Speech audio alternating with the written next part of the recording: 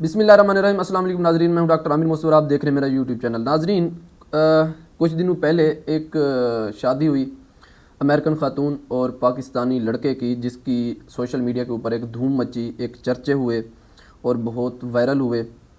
तो अब उनकी जो कहानी थी शादी की, उसमें एक नया ट्विस्ट आया है और उनकी शादी, उनका प्यार अब एक ख़तरनाक मोड़ पे पहुंच चुका है। उससे पहले अब डिस्कस कर लेते हैं इनकी डिटेल्स कि कैसे इनकी आपस में ताल्लुक़ बना, कैसे इनका रब्ता हुआ, कैसे शादी हुई और अब ये किस नहज पे रिश्ता पहुंच चुका है।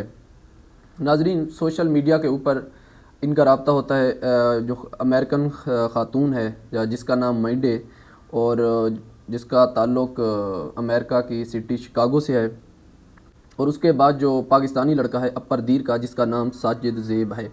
इनका सोशल मीडिया के ऊपर, फेसबुक के ऊपर दोस्ती होती है, फ्रेंडशिप होती है, बातें शातें होती हैं। आते आते के बात यहाँ तक पहुँचती है कि जो लड़की है अमेरिकन माइंड, वो इसको प्रपोज़ कर देती है साजिद ज़ेब को। एक किस्म का रिलेशनशिप डेवलप हो जाता है इन दोनों के दरमियान। उसके बाद जो लड़की है माइंड अमेरिकन ख़ातून, वो रज़ामंदी ज़ाहिर करती है इसके साथ शादी करने की। तो ज़ेब साहब तो पहले ही तैयार होते हैं, और क्या चाहिए। तो ज़ेब साहब कहते हैं ठीक है, आप पाकिस्तान आ जाएं, उसके बाद हम निकाह कर लेते हैं और उसके बाद हम वापस चले जाएंगे अमेरिका।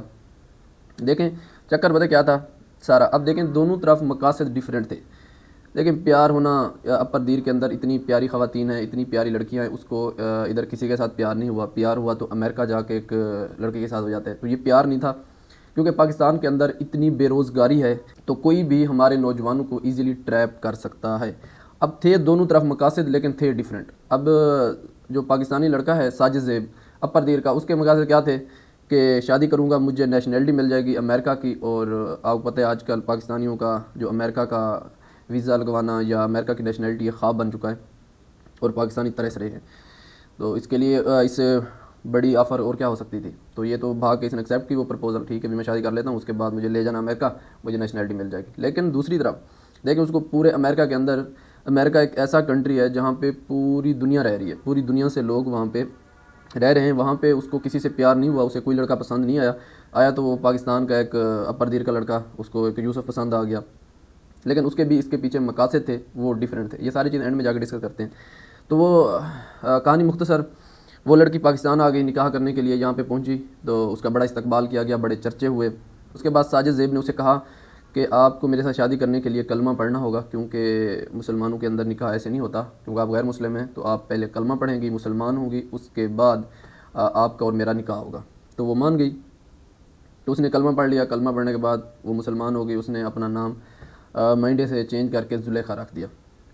निकाह होगी, शादी होगी, धूमधाम से चर्चे हो गए, सारा कुछ हो गया। उसके बाद वो चली गई वापस। उसने इसको ये कह के गई कि मैं जा रही हूँ वापस और आपके वीज़ा के लिए अप्लाई करूँगी और मैं आपको बुलाऊँगी, आप अमेरिका आ जाएंगे और वहाँ हम अपनी ज़िंदगी बसर करेंगे।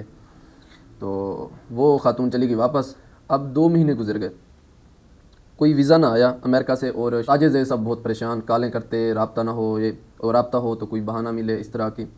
2-3 महीने बाद जब उसका रब्ता हुआ वीडियो कॉल पे, तो उसने कहा देखें आपको ना यहाँ पे नेशनलिटी नहीं मिल सकती ऐसे, कि एक शादी करना सिर्फ काफ़ी नहीं है कि हमने शादी कर ली और मैं आपको बुला लूँ और आप आ जाएँ। ऐसा नहीं हो सकता।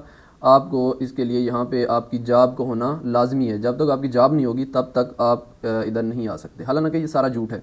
देखें सबसे जो इजी वे है अमेरिका जाने का वो शादी है, वो निकाह है। उसके अलावा बहुत मुश्किल है, आप जा ही नहीं सकते आजकल के जो हालात पैदा किए हुए हैं ट्रंप साहब ने। तो जो सबसे इजी वे है जो लोग ढूंढते हैं वो निकाह है, कि जब आपका निकाह किसी अमेरिकन नेशनैलिटी होल्डर खातून से हो जाता है तो उसके बाद कोई दूसरी चीज़ ही नहीं है, कोई जॉब जो किसी चीज़ का कोई चक्कर नहीं है। तो वो आपको आराम से बुला सकती है एज आ स्पाउस वीज़े पे और वहाँ आपको नेशनैलिटी आराम से मिल जाती है।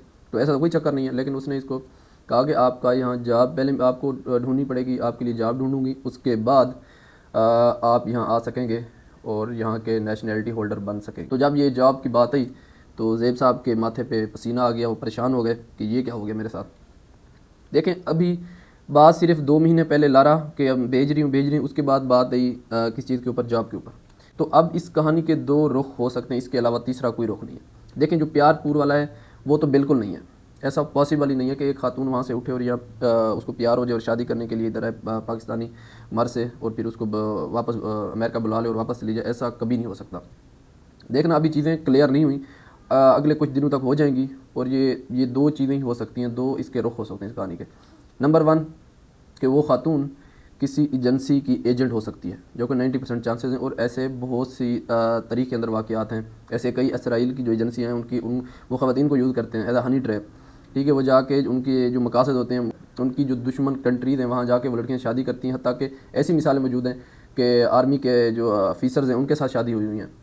उसके बाद 10-15 साल बाद पता चलता था कि यार ये तो एजेंसी की एजेंट थी।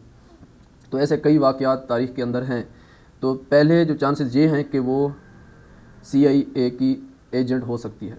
उसको उसके मकासदों को इन्फॉर्मेशन इकट्ठी करना, जो आई है वो शादी करके महीना 2 रही है, उसके मकासद पूरे हो गए हों और वो वापस चली गई हो, नंबर 1। और जो दूसरा मकासद है वो है धोखा, और वो है पैसे बटोरना। अब उसने 2 महीने पहले ये नहीं कहा कि जॉब का, वो कहती रही कि ठीक है बुला रही हूँ। उसके बाद वो कहती नहीं आपकी जॉब होना ज़रूरी है। अब वो इसको क्या कहेगी कि देखें जॉब के लिए ना आपको इतने पैसों की ज़रूरत है, इतने पैसे होंगे तो जॉब मिल सकेगी, मैं जॉब ढूंढूंगी, जो कुछ भी वो बहाना लगाएगी। और इसको कहेगी कि आप इतने पैसे भेजें, 40 लाख 50 लाख, और मैं आपके लिए जॉब का इंतज़ाम करती हूँ, उसके बाद मैं आपको बुला लूँगी। और अगर इसने ये पैसे भेज दिए तो उसके बाद उसने इसको कर देना है ब्लॉक। अगर ना भेजे तो फिर ये बच जाएगा। तो नाज़रीन, ये जो चीज़ें होती हैं इतना सादा नहीं होती। आप सोशल मीडिया पे बैठ के किसी के ऊपर मत एतबार करें। ये वो वक्त है, ये वो वक्त चल रहा है दुनिया के अंदर जो दुनिया धोखे के ऊपर चल रही है। कोई किसी के साथ मुखलिस नहीं है। हर किसी के अपने मकासद होते हैं और हर कोई वो मकासद पूरे करके और आपको यूज़ करके भाग जाता है, और उसके बाद आप परेशानी में और एक बड़ी मुसीबत में फंस सकते हैं। तो इस तरह के चक्करों से बचें। ऑनलाइन शादियाँ और प्यार मोहब्बत ये कोई इतना आसान मामला नहीं है, ये बहुत ख़तरनाक है। इससे आप अपना मुस्तकबिल संवारते संवारते उसको ब्राइट बनाते बनाते ये ना हो कि वो पहले से ही डार्क हो जाए। तो नाज़रीन, ये थी आज की वीडियो, और इंशाल्लाह मुलाकात होती है नेक्स्ट वीडियो में नए टॉपिक के साथ। तब तक के लिए अल्लाह हाफ़िज़।